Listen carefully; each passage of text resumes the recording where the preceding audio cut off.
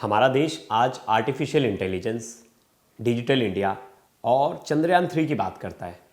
और हमारे लोग कहीं ना कहीं जो विकसित देश हैं जैसे चाइना, यूएसए, उनसे कंधे से कंधा मिलाकर हम आगे बढ़ रहे हैं। हम कहीं ना कहीं टेक्नोलॉजी में बहुत कुछ अच्छा कर रहे हैं, साइंस में अच्छा कर रहे हैं। लेकिन इसके बावजूद भारत के ही एक ऐसे इलाके में जहाँ डेवलपमेंट अभी पहुँचा नहीं है, वहाँ अंधविश्वास अभी तक है। यानी उनकी जो रूट्स हैं, उनकी जड़ों में अंधविश्वास इतना ज़्यादा है कि उस अंधविश्वास के चक्कर में 5 लोगों की हत्या कर दी जाती है, पूरे परिवार को ख़त्म कर दिया जाता है। और ये जो पूरी जो खबर है, ये है बिहार के पूर्णिया से। मतलब एक परिवार पर आरोप लगाया जाता है कि इनकी जो माँ है, 80 साल की बूढ़ी माँ, वो डायन है और उसी के चक्कर में गांव में 2-4 मौतें हो गई। और उस पूरे मौत का जो ठीक राय इन परिवार पर फोड़ दिया जाता है और पूरा गांव शामिल होता है इस हत्याकांड में। पंचायत बैठती है, बाकायदा पंचायत में फैसला किया जाता है कि इनके घर पर जाया जाएगा। और एक साथ रात को जब ये लोग सो रहे होते हैं, घर पे पहुंचते हैं और इनकी हत्या कर दी जाती है। हत्या तक बात सीमित नहीं है, हत्या करने मतलब पहले मारा पीटा जाता है, बहुत बुरी तरह से मारा पीटा जाता है। उसके बाद डीजल डाल के इनको जला दिया जाता है। उसके बाद इनकी बॉडी को ले जाकर नहर में फेंक दिया जाता है, वो भी काफ़ी दूर। ये सब हो रहा है भारत में। मतलब हम आज भी कहते हैं कि हम बहुत ज़्यादा डेवलप हो गए हैं, हम मोबाइल फ़ोन्स ईजी हो गए, इंटरनेट हर किसी के पास है, पढ़ाई शिक्षा हर किसी तक पहुंच रही है। लेकिन वहीं एक दूसरा चेहरा ये भी है कि अभी भी लोगों में अंधविश्वास इतना ज़्यादा भरा पड़ा है कि लोग उसके चलते इतने बड़े क्राइम और इतना बड़ा वारदात कर दे रहे हैं। तो क्या है ये पूरी स्टोरी? कैसे अंधविश्वास के चक्कर में पूर्णिया में एक पूरे परिवार का खात्मा कर दिया जाता है, पूरे परिवार को ही मार दिया जाता है। जानेंगे डिटेल में ये स्टोरी, लास्ट तक ये वीडियो जरूर देखिएगा। नमस्कार, मेरा नाम है प्रवेश पांडे और आप देख रहे हो क्राइम तक।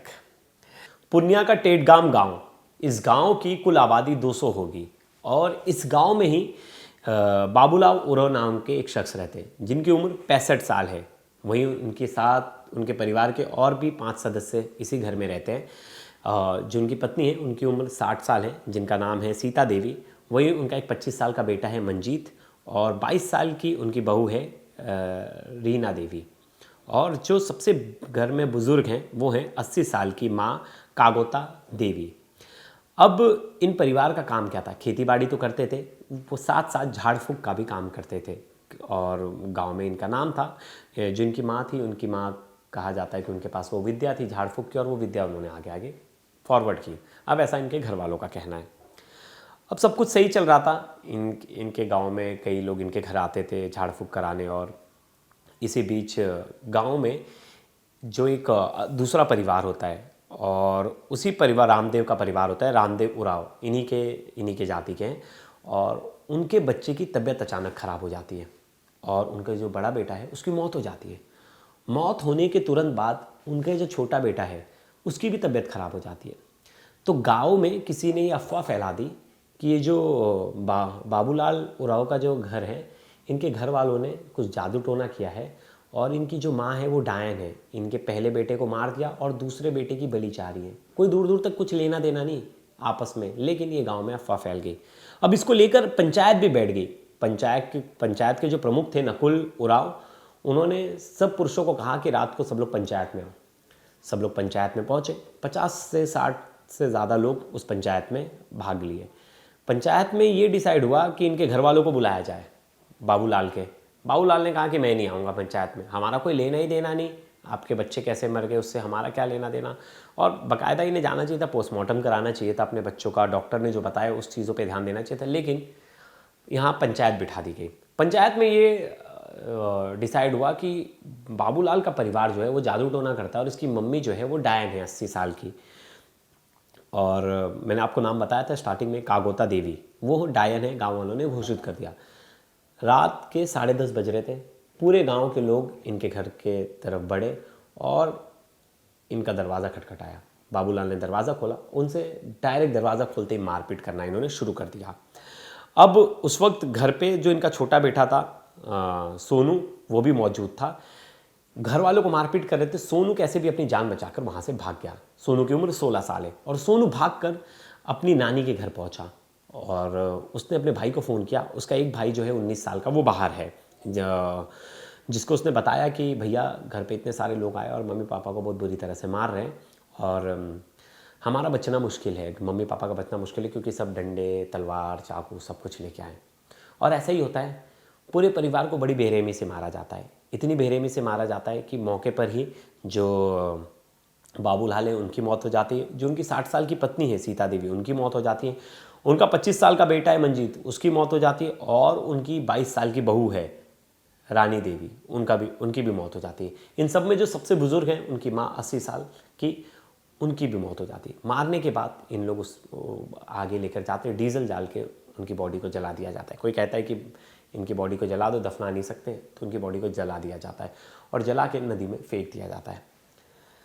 बेटा पहुंचता है नानी के यहाँ से बड़े भाई को फ़ोन जाता है, बड़ा भाई आता है वापस और बड़े भाई ने पुलिस से कांटेक्ट करते हैं। पुलिस आती गांव में, पुलिस पांचों के परिवार को ढूंढती है। परिवार गायब है, गांव में कोई कुछ बोलने वाला नहीं, बताने वाला नहीं, क्योंकि पूरा गांव ही शामिल है इस हत्याकांड में। पुलिस को लेकिन धीरे धीरे पुलिस को पता चलता है कि गांव वालों ने मिलकर हत्या कर दी है। जो उसका नेतृत्व कर रहे थे वो गांव के ही प्रमुख थे नकुल, और जिसकी वजह से हुआ ये पूरा मामला वो था रामदेव का परिवार जिसके बच्चे मरे थे। अब ये सब चीज़ हुआ, गांव वालों से पूछताछ की गई तो पता चला कि लेकिन पूरा गांव खाली था। गांव के जितने पुरुष थे वो गांव से दूर भाग गए थे क्योंकि पता था पुलिस आएगी, पुलिस पकड़ेगी, तो गांव में सिर्फ महिलाएं बची थी और कुछ बच्चे। अब पुलिस जब इनको ढूंढ रही थी, सब पता लगा रही थी, तो पुलिस के सामने ये बात सामने आई कि ये सब कुछ हुआ है डायन बताकर एक पूरे परिवार को मार दिया गया। पुलिस भी शौक थी, जो एसपी थे वहाँ के वो भी शौक थे, बोले आज के ज़माने में ये सब चीज़ें अभी भी हो रही हैं, अभी भी लोग इन सब चीज़ों पर विश्वास रखें, तो कितनी चिंता का विषय है। परिवार का जो छोटा बेटा है वो बताता है कि अचानक से सोनू बताता है कि मेरे सामने घर वालों को बहुत पीटा गया, मैंने कैसे भी अपनी जान बचाकर मैं वहाँ से भागा और मैं भागने में बच गया, सफल रहा। वहीं 19 साल का जो बेटा है उसने पुलिस में FIR दर्ज कराई। बाद में पुलिस ने 10-12 घंटे इन्वेस्टिगेट किया, उसके बाद उनकी डेड बॉडी मिली नहर के पास, उसको पोस्टमार्टम के लिए भेजा गया। तो पता चला कि पहले उन्हें बुरी तरह पीटा गया, उसके बाद डीजल डाल के उनको आग लगा दी गई और बाद में उसे नहर में फेंक दिया गया डेड बॉडी को। ये सब कुछ हो रहा था और आप समझ लीजिए पूर्णिया से हमारे काफ़ी बड़े नेता आते हैं। पूर्णिया अभी भी आज भी कुछ इलाकों में ठीक से एजुकेशन और ये सब चीज़ें अभी भी कम है जिस तरह से अवेयरनेस होना चाहिए। और आज भी हमारे भारत देश में बहुत सारे ऐसे पार्ट्स हैं जहां अंधविश्वास आज भी बहुत चरम पर है और रूट्स में है। आप एक तरह से कह लीजिए कि आप उसे निकाल नहीं सकते, इतना ज़्यादा अंधविश्वास है लोगों में कि अंधविश्वास के चक्कर में लोग कुछ भी कर देते हैं। बहुत बार बाबाओं के चक्कर में कुछ ना कुछ काम कर देते हैं और आए दिन हम लोग खबरें करते हैं कि किसी हकीम ने, किसी बाबा ने झाड़ फूक के नाम पे किसी की हत्या कर दी, झाड़ फूक के नाम पे रेप कर दिया।